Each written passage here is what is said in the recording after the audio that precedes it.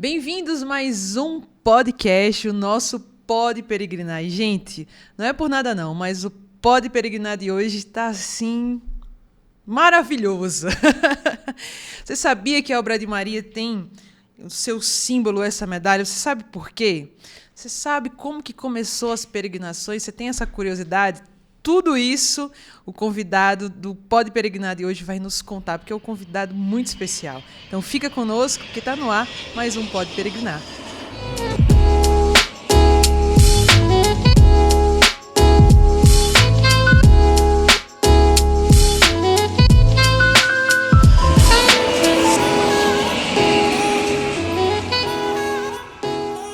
Eu recebo com muita alegria no Pode Peregrinar, no episódio de hoje, Gilberto Gomes Barbosa, fundador da comunidade Obra de Maria. Bem-vindo, Gilberto. Sua bênção. Obrigado pelo convite, Deus abençoe. É uma alegria poder estar aqui hoje, podendo partilhar um pouco de nossa história, um pouco de nossas raízes, como tudo começou. Fazer recordações é muito importante. A Bíblia foi escrita de recordação, de lembranças. E é muito bom recordar as maravilhas que Deus fez e que Deus faz. O magnífico é isso, né? Recordar as maravilhas que Deus faz. Gilberto, muitos peregrinos viajam conosco durante o ano, durante tantos anos de peregrinação, e muitos deles, às vezes, descobrem nas peregrinações, nossa, mas eu achava que as peregrinações era a Canção Nova, a Obra de Maria é uma parte da Canção Nova, e, na verdade, quem está acompanhando já o Pode Peregrinar já sabe que a Obra de Maria é uma comunidade, é um carisma que está por trás de todas as peregrinações, claro, em comunhão com a Canção Nova. Eu queria que o senhor falasse um pouquinho de como que foi a fundação do carisma da Obra de Maria. Primeiro, é muito importante você saber que a Canção Nova é um carisma, chamado Canção Nova, que tem esse carisma extraordinário da comunicação, né? E a Obra de Maria também é um outro carisma. Não são uma coisa só. São dois carismas. Mas como o Padre Jonas fazia questão de dizer, e eu também faço questão de dizer, o Eta, a Luzia, Salomé, a gente também pensa assim, somos uma só família. Mesmo sabendo que cada uma dessa família tem uma personalidade, tem um carisma, mas somos uma família. E as pessoas confundem mesmo, eu acho bonito isso. Significa que a gente se completa, o diferente se unem para a evangelização. Um é um dom para o outro. Mas as pessoas confundem, sim. As pessoas, quando me veem, você é da Canção Nova. Eu disse, eu me sinto da Canção Nova, mas eu sou da Obra de Maria, eu explico a elas. Então, a Obra de Maria é uma comunidade católica, faz parte também dessas comunidades novas, mas é um carisma diferente da Canção Nova, mesmo sendo a mesma espiritualidade, mesmo sendo muito mariano, porque a Canção Nova, o Padre Jonas sempre deixou bem escrito isso. Aqui, Nossa Senhora tudo fez, a Obra de Maria é uma obra de Maria, mas são duas coisas diferentes. Como que começou, Gilberto, a Obra de Maria? Como essa fundação da Obra de Maria? Bem, a Obra de Maria, primeiro ela nasce da escolha. Antes mesmo de tu ter nascido, disse o Senhor ao profeta Jeremias, eu já havia te escolhido. Deus escolheu Davi, escolheu Samuel, escolheu Josué, Moisés, escolheu os apóstolos, profetas, os evangelistas. Ele também me escolheu. Eu tenho uma plena certeza, como a luz do dia, que Deus me escolheu para essa missão. Eu glorifico a Ele, o mérito é dele, o único mérito que eu tenho é ter sido alcançado por Ele, mas eu sou a escolha de Deus. Mas eu descobri a fé não só católica, a fé mesmo na pessoa de Jesus Cristo, a salvação da eternidade, com 17 anos de idade, completando 17 anos de idade, saindo da adolescência, através do movimento carismático católico. Então, eu tinha uma vida ativa no mundo, mas não na igreja. E a partir da minha experiência com batismo no Espírito Santo, mudou completamente a minha vida. Eu, às vezes, esqueço a data do meu aniversário, de esposa, já esqueci, de filhos, mas eu nunca esqueci a data que eu nasci de novo, que eu conheci a fé, foi 26 de maio de 1985. E a partir dali eu me apaixonei por Jesus Cristo. Eu comecei a querer rezar, buscar fé, os sacramentos. E a prática da fé, 5 anos na renovação carismática católica, então eu conheci sobre essas comunidades novas. E quando eu conheci a Canção Nova, eu disse, bem, isso aqui é o céu aqui na terra. Poder ser padre, ser casado, que é o que eu queria casar, ou celibatário, os estados de vida, todo mundo ser uma família e trabalhar para a evangelização, para a missão, construir juntos. Isso aqui é o céu na terra, é o que eu quero viver. E aí, a partir de uma experiência caminhando com a Canção Nova, através do padre Jonas, descobriu que não era o caso. Mesmo sendo aceito para entrar aqui, o padre Jonas disse, você tem um carinho de fundação. E aí começou essa comunidade chamada Obra de Maria. E aí não existia nada de peregrinações, existia o carisma de evangelização, música, retiro, encontro à juventude, tudo que é próprio da renovação carismática católica, a gente fazia. As peregrinações nascem depois. Então, a Obra de Maria nasce a partir da minha experiência de fé dentro do movimento carismático católico, já que as comunidades novas, elas são nascidas da renovação carismática católica. Gilberto, Deus também deu à nossa comunidade a missão com as peregrinações. Como que surgiu isso dentro do carisma da Obra de Maria? É muito interessante como surgiu as peregrinações. Porque, na verdade, eu já era um peregrino. Eu já fazia viagens para a Canção Nova, Congresso da Renovação Carismática Católica em Aparecida, todos os eventos que existiam do movimento carismático católico no Brasil, eu queria estar presente. E eu não, no primeiro momento eu vinha só, eu vinha com amigos, poucas pessoas, eu vinha só. E aí eu trabalhava muito para isso, então eu tinha condições econômicas. E aí eu comecei a trazer um grupo, 2 grupos, 3 grupos, mas só para eventos da Renovação Carismática Católica. Mas aí já era o carisma. Mas após a Obra de Maria, eu vinha de uma vigília carismática e a pessoa que vinha comigo me disse que ia para Medjugorje. E você não quer ir? Quer ir? Eu quero. Como é que é? Quando ele disse os preços, eu disse, não me organizei para isso agora, eu vou numa próxima. E essa pessoa disse, Gilberto, mas você é tão querido. Quem sabe você arrumando 20 pessoas, você vai de graça. Ah, isso é muito difícil. Não, não é não. Tentem. E, na verdade, eu consegui logo mais de 40 pessoas. E aí já fui com Salomé, que é a cofundadora. Depois dessa viagem que deu certo, eu disse, pronto, acabou. Daqui a pouco me liga novamente, um tempo depois, a mesma agência, e me convida novamente. Não, eu já fui uma, já gostei. Não, a gente está chamando você. Mas quanto é? Não, agora é de graça. Porque as pessoas que a gente está chamando perguntam logo se você vai. Então, a gente quer que você vá. E eu fui. E aconteceu mais uma outra viagem. E depois eu vou a Brasília para um encontro. E aí eu encontro com o padre Jonas. Era até no reino do Conselho Nacional. O padre Jonas lá do café, a gente era muito amigo. Vamos conversar um pouquinho. E eu fui conversar com ele. E na conversa toda, ele disse, o que é que você está fazendo da vida? Eu contei para ele, não é possível. Enquanto você está fazendo isto, eu acabei de fazer uma sozinho. Eu vim da Terra Santa, fiz 30 dias, e ele contou a experiência dele lá. Eu saí da Terra Santa com um desejo imenso.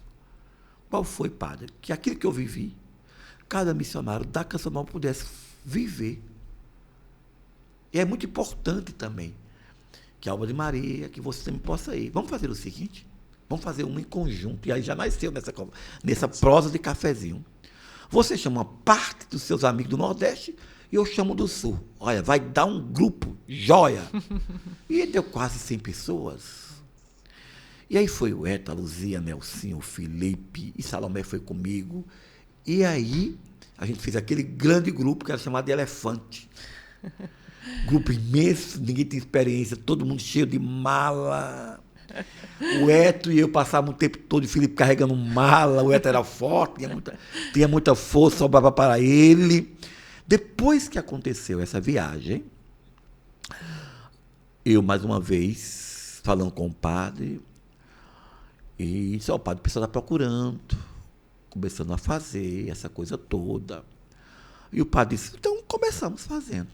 E a coisa foi acontecendo. Eu montei uma agência, depois convenci a Canção Nova a montar uma, e depois, mais uma vez, o padre disse, não é para nós, e volta tudo para vocês. A gente vai apoiá-los, mas o carisma é da obra de Maria. E assim cresceu. Hoje o mínimo que a gente leva é 12 mil pessoas por ano. E assim nasceu, bem resumido, mas nasceu esse carisma das peregrinações. E mais uma vez, o Padre Jonas tem esse papel de voz, de profeta mesmo na obra de Maria, né? Tem sim, porque, como eu disse, eu já tinha feito, mas de forma nenhuma teria nascido o carisma. O próprio padre foi muito claro no começo. Ele encontrou um frade que vivia lá, era amigo dele já da renovação, morava já em Jerusalém há alguns anos, chamado Frei Pascoal. E o objetivo, tanto deles como o meu, era muito claro. Se não for para evangelizar, a gente não vai fazer isso. Porque nós insistimos, por isso que deu muito certo, porque o objetivo era claro e houve fidelidade com esse objetivo o tempo todo. Era levar as pessoas a viver a experiência com o santo da terra, na Terra Santa. Gilberto, quando começou as peregrinações, o senhor imaginava que chegaria tantos peregrinos? Imagina, o maior encontro de Pentecostes da Terra Santa, mais de 2.800 brasileiros celebrando o Pentecostes na Terra Santa. O senhor imaginava assim? Não, de verdade, Evelyn, eu nunca imaginei nada. Eu sempre considerei o meu ministério que eu faço como uma palha levada ao vento, no sentido que a palha é o vento que a conduz, pela leveza dela, da forma com que ela se coloca ali. Assim foi a minha vida espiritual. Eu nunca sonhei, nunca planejei, eu nunca desenhei nada para a obra de Maria. Tudo que acontece, ou que é visto antes, depois aconteceu no carisma, foi porque Deus falou. Então eu não sonhei nada por esse carisma. Todos os sonhos foi Deus mesmo que sonhou. Então Amém. Tudo aconteceu dentro da vontade de Deus. Claro, Deus não tira do nada. Deus tirou tudo isso de uma amizade que já existia entre nós e nasce essa parceria. Mas eu nunca sonhei nada e sei que os sonhos que Deus tem para o carisma e para essa missão ainda é maior. Mas eu deixo que Ele sonhe e eu estou apenas disposto a executá-lo. Louvado seja Deus. Gilberto, o sinal da obra de Maria, a medalha, deixa eu ver se dá para pegar aí, para você ver. Inclusive, os nossos peregrinos, quando viajam conosco, dizem, eu quero uma dessa, onde foi que você comprou? Não, essa aqui não é comprada, não. Quer dizer, é comprada, mas de uma outra forma. Como que surgiu o símbolo? Tem alguma coisa a ver com as peregrinações? Conte pra gente. Na verdade, eu fui sempre cercado de símbolo. Eu sempre usei terço, às vezes já usei terço no pescoço, sempre tive medalha, linha Nossa Senhora das Graças, ou um tal. O Padre Jonas também sempre usou tal. Eu acho que eu nunca vi o Padre Jonas sem um talzinho dele. Mas a comunidade nunca tinha pensado nisso, não. E é interessante que o Padre Jonas valorizava, ele achava bonito, mas ele disse, não é para nós. Mas vocês têm um sinal, como a obra de Maria, combina muito com vocês. E o padre sabia que nasceu a partir da experiência nossa da Terra Santa. É muito simples isso. Chegou uma hora que começou um diálogo na comunidade, de um discernimento. Vamos ou não vamos ter um símbolo? Havia o grupo que sim, e outro grupo. Talvez não seja o essencial para nós. Vamos rezar. E todo mundo se propôs a rezar. E depois, daqui um mês a gente vai se encontrar, a gente vai tomar uma decisão concreta. Se faremos ou não, e qual é a ideia do símbolo. E eu viajei com o Salomé, porque as viagens antes eram longas. Uma viagem de 12, 15 dias, outra a gente já está abaixo, não. É suficiente. É melhor viajar mais vezes e passar menos dias. É que os peregrinos hoje gostam, mas aquele tempo foi 30 dias. E aí, de repente, acontece a peregrinação. Era um retiro, porque Padre Jonas, que as pessoas confundem Jonas da Bíblia com o Jonas da Bíblia, ele era da Bíblia mesmo. O padre Jonas, todos os dias, ele fazia o estudo bíblico nos lugares bíblicos, santos. Então, quando terminava já a viagem, tinha-se uma avaliação dos principais lugares. Eu gostei de Emaús, do Mar Morto, da Galileia, Salomé. Eu gostei disso. Salomé sempre gosta de tantas coisas. Ela foi começando a dizer, olha, eu gostei de Galileia, eu gostei do Tabor, mas o lugar que eu mais gostei, eu disse, qual foi? Foi quando a gente fez a Via Sacra, já cansado, a gente subiu ao último degrau, era no Calvário. E eu gostei muito de ficar ali rezando e tal. E eu tenho uma história bonita com o Calvário, com a Semana Santa, porque eu nasci na Sexta-feira da Paixão, 3 horas da tarde. Então, combinou comigo aquele momento. Quando termina-se tudo, aquela noite a gente volta, 2 dias depois já era o final de semana do encontro nosso. E no domingo à tarde, que todo mundo vai concluir tudo, o discernimento, antes tem a partilha de como foi a nossa viagem. Era justo depois de 30 dias fora. Mas antes, um casal de intercessor, a esposa contou que acordou meia sonâmbulo. O que é que está acontecendo comigo? Estou dormindo, eu estou acordada. E ela teve a visão do Calvário. Então, ela contou um pouco que a Salomé, que esse sonho dela, ela tinha visto como um painel de um ícone. Como essa medalha mesmo é um quadro bonito. Contou a Salomé. Mas Salomé apenas valorizou o sonho, tudo, mas não ligou uma coisa à outra.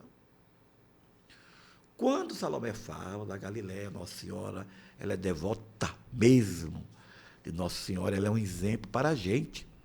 Então, quando ela terminou, eu disse, é verdade que esse lugar que Salomé falou são maravilhosos. Mas o meu não foi esse. Eu contei exatamente o que eu tinha vivido com o Calvário. Aí eu disse, a minha experiência. A pessoa disse para Salomé, você contou para a Gilberto? Ela disse, não. Contei o meu sonho. Aí quando contou, alguém disse, nossa, isso pode ficar bonito numa medalha. E o discernimento terminou assim, vamos fazer o teste? E fez. Os homens ficaram só pensando como seria o tamanho e deu essa pérola preciosa, que é a nossa medalha. Então, assim, mais uma vez, nasceu, sob essa unidade e essa comunhão dos 2 carismas, também nasceu a medalha. Que a mensagem é essa, que foi o que eu senti quando eu olhava para o Calvário. Eu sou esse discípulo amado. E agora ele está se comunicando comigo. Leve Maria para a sua vida pequenez, frágil. Você vai precisar dela. E preciso, por isso que eu só uso azul e branco. Até achar, é uma promessa? Não tem nenhuma promessa, não. Tem nenhum juramento aqui, não. Apenas um compromisso, ou, na verdade, um ato de dizer a ela, eu preciso de ajuda. Gente, você certamente está gostando muito do Pode Peregrinar de hoje. Muita história que dá vida, que dá ainda mais sentido às peregrinações, porque sim, você pode peregrinar. Você pode juntar o seu dinheirinho, as suas economias, e até mesmo se você está escutando esse podcast, esse Pode Peregrinar, você já pode se inscrever no nosso canal. Você que é peregrino pode contar a sua experiência. Como foi a sua experiência numa peregrinação? Testemunhe isso aqui também, aqui nos nossos comentários. Mas, Gilberto, ao decorrer dos anos, a missão também foi crescendo e nós abrimos uma casa de missão junto com a Canção Nova na Palestina. Eu queria que o senhor contasse um pouquinho de como que surgiu essa experiência de ter uma casa de missão na Terra Santa, junto com a Canção Nova. Mais uma vez, é fruto de uma parceria. Até porque a parceria ali foi selada mais uma vez, porque era uma casa comunitária para 2 carismas. E o processo foi muito simples. Para ser acolhidos lá, talvez você que está agora nos ouvindo, nos assistindo, você não saiba disso, mas Padre Jonas é de origem maronita. Ele é maronita e fazia questão, as comidas, tudo ele gostava das suas origens, não é? E aí, a igreja maronita nos acolheu, porque quando a gente conheceu o Frei Pascoal, que ele já conhecia o Padre Jonas, ele disse que tinha um amigo dele que era maronita, que era diácono, que tinha uma agência, e era bom começar com esse diácono, porque era mais seguro, etc. Tudo. Então, esse diácono, quando a gente conheceu ele, o Eta Luzia, eles ficaram muitíssimo amigos, porque o Padre Jonas era maronita, ele era diácono, foi amor à primeira vista. Então, a partir daí, eles sempre colocaram as dificuldades que viviam entre a Palestina e Israel. Ali começa um irmão matando o outro, essas dificuldades, toda a Bíblia já começa assim. Então, essas dificuldades já existiram e continuam existindo. E o povo palestino, Jesus mais uma vez sofre. É um povo que sofre muito também ali. E aí eles apresentaram a necessidade de a gente também estar ali. Porque o Padre Jonas tinha muita sensibilidade de querer ajudar, de querer contribuir com o povo. E eles explicaram: durmam mais aqui em Belém, tragam mais peregrinos para Belém, porque para dar emprego, os cristãos aqui sofrem muito, precisam de trabalho. E isso é uma história muito longa e muito bonita. E assim a gente estabeleceu lá.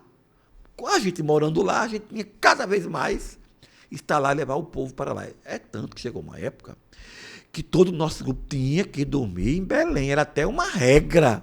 Começou a se quebrar depois. Mas ficávamos lá, porque também era algo espiritual, era algo social, era cristão, era evangelho. E assim nasceu essa casa de missão nossa em Belém, para ser sal, luz, fermento, testemunho, está unido aos cristãos. Jesus nasceu em Belém, mas então Louvado seja Deus. Era justo. Gilberto, e a África? Sempre os nossos peregrinos ficam surpreendidos, os que estão indo pela primeira vez, principalmente. Nossa, eu estou indo numa peregrinação e eu ainda ajudo a África. Eu estou vivendo toda essa experiência aqui, eu ainda ajudo a África. Como que as peregrinações efetivamente ajudam as casas de missão, as obras sociais na África? Primeiro, existia uma profecia. Sim. Que o povo que era escravo, Deus queria tornar livre. Minha origem é totalmente africana. Eu já estou, acho, na 5ª geração. Já passei do ano 1800. Eu estou em busca de toda a minha origem, que eu sei que eles vieram para o Brasil como escravo. Olha só. Então, está lá, na minha origem, por parte do meu pai, a origem africana. Por parte da minha mãe portuguesa, por parte do meu pai africano. Porque enquanto o sul aqui tem italiano, tem alemão e etc., por lado do Nordeste é português, holandês ficaram um pouquinho de tempo depois botaram para correr, e os africanos. É tanto que a África são 57 países e o maior país de cor negra está no continente africano, que é a Nigéria. Mas o segundo não está lá é o Brasil. É o segundo maior país de cor negra do mundo. Então, e a África era o voltar à origem, mas nunca tinha pensado. Inclusive, a primeira vez que eu fui à África, eu fui ao Egito, com a Canção Nova, que nessa viagem a gente foi, passeio de peregrinação com eles. Mas em si, eu não conhecia. E aí, mais uma vez, a Canção Nova. Porque a Canção Nova estava na França, e nós também estávamos lá, chegando um pouquinho depois. E eles receberam um convite de um bispo da África, que pediu socorro ao bispo da França, de Toulon, que esse bispo era de Costa do Marfim, um país de língua francesa, que eles são muito próximos, que foram colônia da França. Como nós, como de Portugal, o Brasil, colônia de Portugal, lá, colônia da França. E aí o bispo disse que estava uma dificuldade na rádio, não sabia mais o que fazia, não tinha ninguém que tinha condições de tocar. E aí o bispo da França disse: mas aqui está um carisma do Brasil, Canção Nova, eles mexem com isso. E o arcebispo: me socorra, por favor. E mandou uma carta, o padre Jonas recebeu, e nós vamos lá. Vamos conhecer, falar com esse arcebispo, E aí, quando eles se prepararam para ir, pensando tudo, olha, sabe quem pode ir com a gente? Vai querer ir, eu penso, Gilberto. Vamos convidá-lo? Me convidaram na hora, e a profecia estava lá, guardada. E aí eu fui com eles. E quando chegou lá, tradução para lá, tradução para cá, e eles apresentaram a canção nova, o arcebispo gostou, resolveu tudo com eles. E você mesmo, é de onde? É da canção nova? Eles, não. Aí o padre nos fale, e você? Quando eu falei, todo mundo é uma obra de Maria. Quero a obra de Maria também aqui? Já sim. E a gente começou morando junto mais uma vez. Mas por algumas dificuldades que surgiram, a canção nova precisou voltar. E a Luzia me ligou, a Luzia, não é o momento, eu vou insistir um pouco mais. E assim a gente continuou. O arcebispo foi transferido, levou a gente como a mala dele. Nesse primeiro momento houve um conflito, a guerra estourou, por isso que a canção nova também voltou. E nós continuamos. Hoje chegando, agora estamos em 27 países, chegando até o final deste ano a 31 países. O segundo maior núcleo da obra de Maria está no continente africano, está em Angola. Então foi assim que começou a obra de Maria na África. E é muito interessante, talvez você que esteja nos assistindo agora não saiba disso, mas você precisa saber. 70% de nossas receitas vêm do turismo religioso. E é com isso que a gente mantém diversas... A gente tem escola com quase 3.000 alunos. E não é uma escola. A gente tem diversas escolas, internato, abrigo de idosos, hospital, centro de reabilitação para jovens, muitos internatos. E tudo isso é mantido pelas peregrinações. Porque na África, você não pode entrar só com a evangelização. Sim. Até porque muitas regiões nossas são muçulmanas, regiões locais. Então, a gente também entra com o social. Precisa ser forte, porque eles precisam muito. Nós estamos nas regiões mais afiadoras, periféricas e rurais de cada país. A gente está onde ninguém quer estar, lá na África.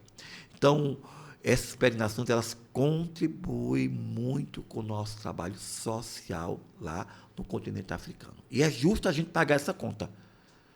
É justo os peregrinos, é justo o mundo branco, o mundo europeu, o mundo colonizador pagar essa conta.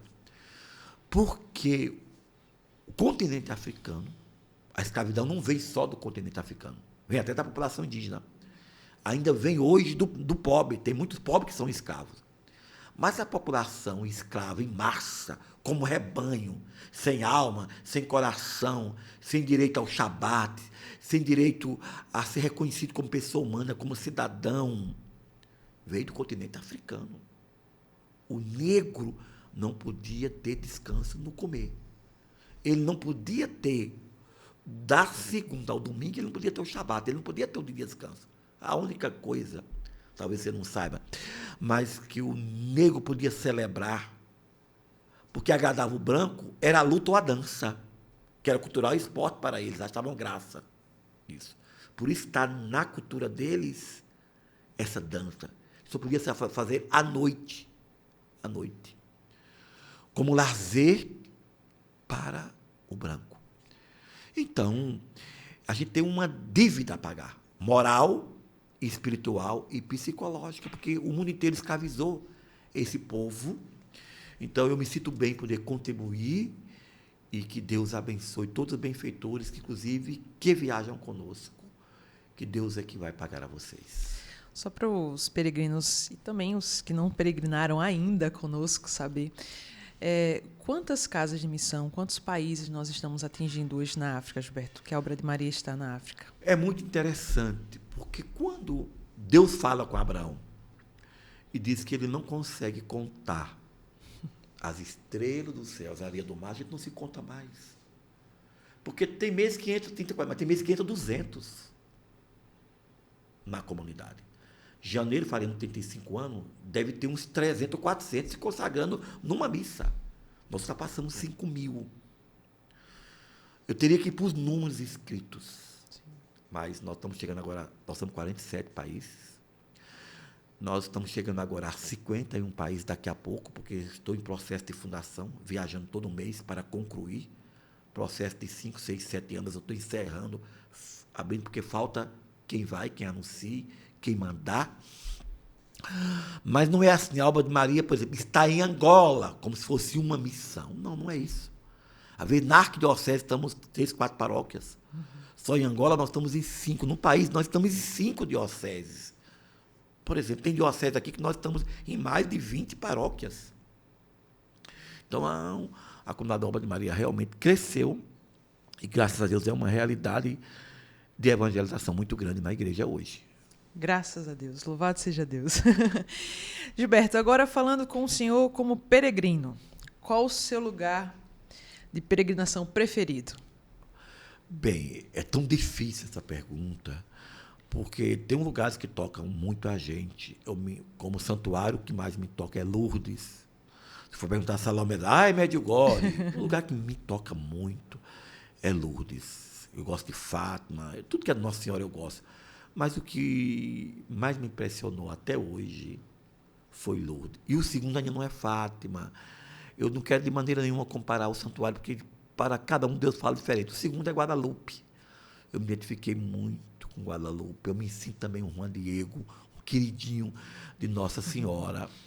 Mas eu ainda volto agora a dizer o lugar que mais me toca, o lugar mais importante, eu volto para a medalha. O lugar que eu mais gosto, que eu quero mais ir, que eu mais vou é o Santo Sepulcro, é lá no Calvário, é onde está essa medalha. É o lugar que eu mais vou, que eu mais gosto. Esse continua sendo o número 1. E o seu lugar preferido, você que está assistindo? O meu lugar preferido também é Lourdes. Embora que Medjugorje também ganhou meu coração. Mas já se encaminhando para o encerramento, que a gente queria era muito perguntar muitas coisas aqui para ele, mas certamente nós teremos outra participação dele aqui, porque ele não apenas está à frente da obra de Maria como fundador, mas ele também é esse homem de Deus que é um missionário, é um evangelizador consagrado, esposo, pai, o avô do Bernardo. E, Gilberto, diante de tantas experiências que o senhor já teve com peregrinação, com os peregrinos, afinal, no início das peregrinações, o senhor ia como tu líder também, acompanhando os grupos. Se o senhor pudesse recordar assim, de algum testemunho de um peregrino que marcou, o senhor conseguiria dizer para... Sei que são muitos ao longo de toda a história das peregrinações, mas teve algum testemunho de algum casal, de alguma pessoa que durante a peregrinação o senhor consegue recordar? São muitos, né? Porque é mais que viagens, é um encontro com Deus. É tanto que os nossos peregrinos viajam todos os anos. Essa que é a verdade.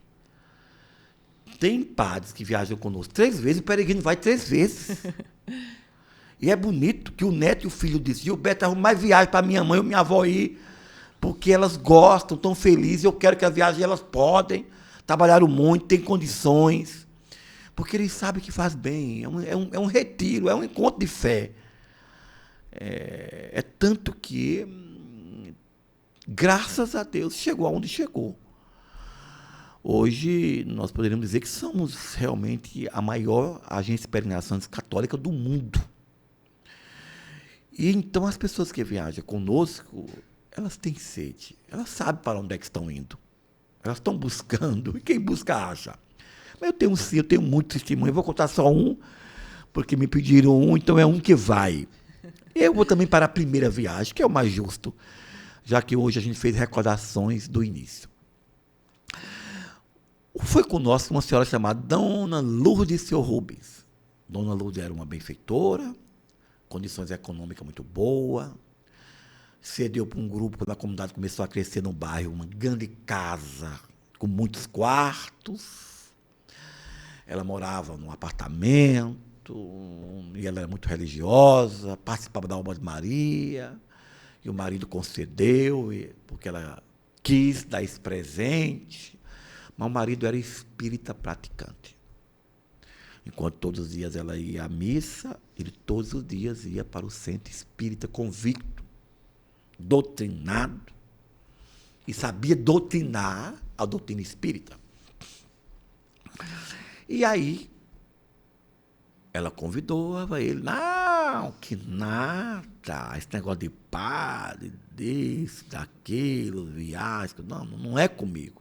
Mas eu vou sozinho e tal. Leve uma filha sua. Não, eu queria com você. Nada. Depois, ele resolveu ir. Deu na cabeça dele que queria ir e não tinha vaga. Então não é para ir. Você quer ir? Eu vou acompanhando você. Ligou, não tinha mais vaga. Em cima da hora, tudo lotado.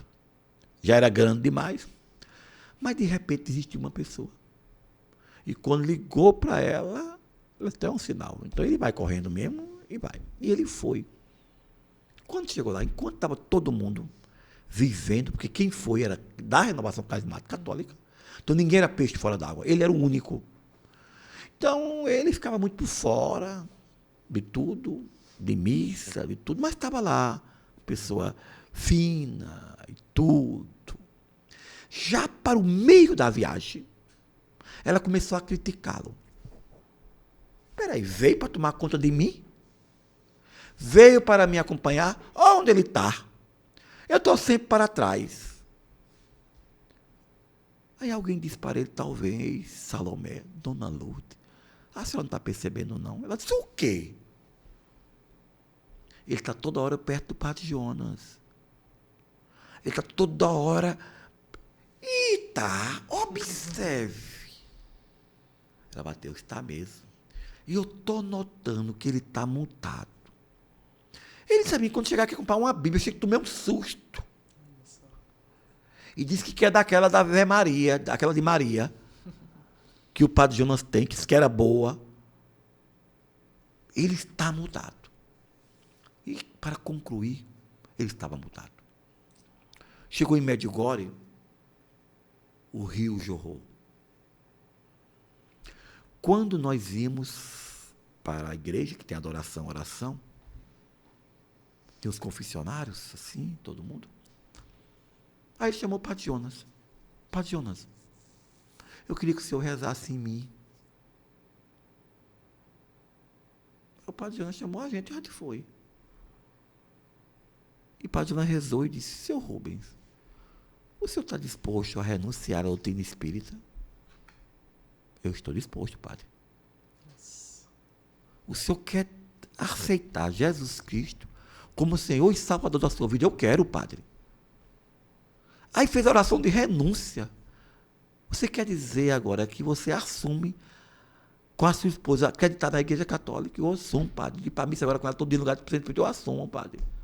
Aí todo mundo chorando. Aí quando terminou, padre, agora eu posso conversar com o senhor sozinho, eu queria me confessar com o senhor. Ele se confessou, foi baseado no Espírito Santo e aconteceu mesmo.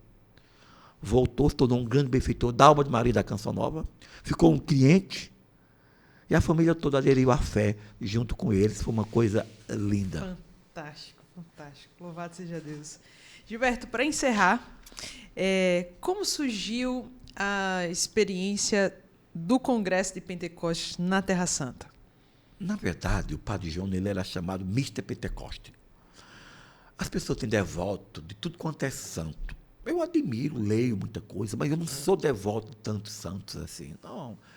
Eu me inspiro nos santos que a comunidade tem, João Paulo II, e tantos outros. Casacuti vem agora, eu admiro. Eu gostei de saber da história dele. Esse acreditar na eternidade. Vou morrer sorrindo. Quem tem medo da morte é porque não tem fé. Então eu admiro tudo isso. Mas o meu admirador mesmo aqui da terra foi sempre Padre Jonas. Eu sempre admirei. E sabia que ele me admirava também. Então o Padre Jonas ele tinha uma coisa diferente.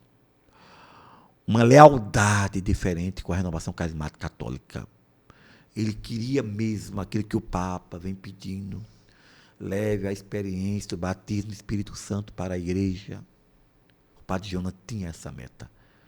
Inclusive, pagou um preço muito caro, não é? Porque quando eu entrei no movimento carismático católico, a gente sofria muito por ser da renovação. E o padre apanhava demais.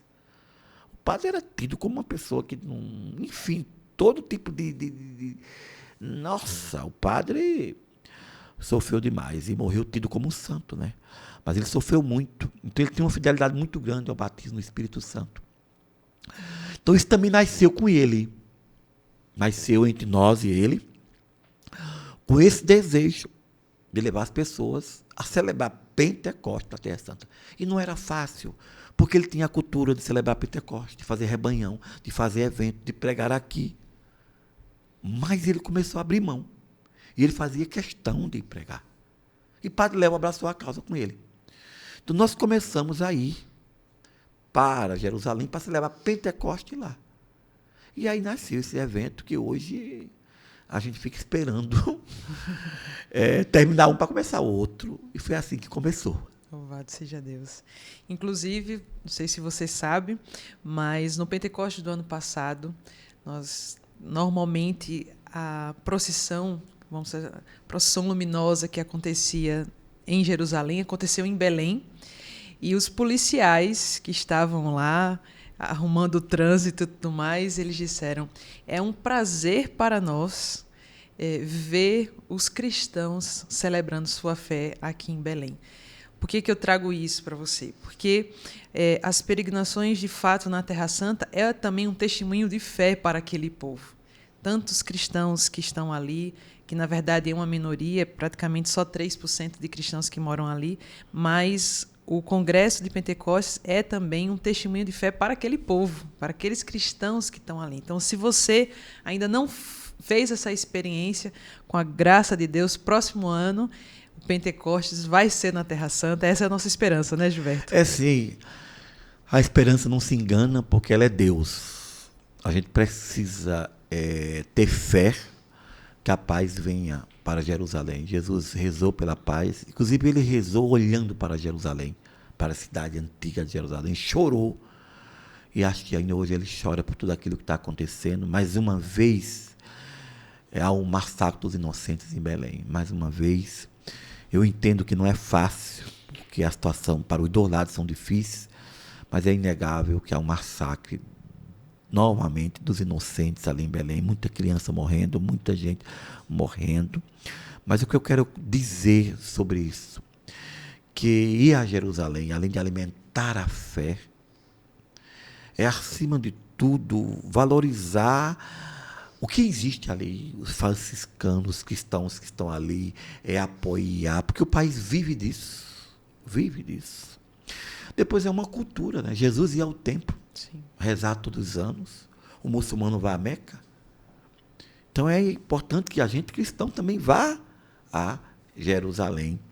Então eu deixo também o seu convite aqui, que de lá todos nós nascemos, diz a Luzia. É muito importante que a gente possa fazer essa experiência com o santo da terra, na Terra Santa. E as pessoas não sabem.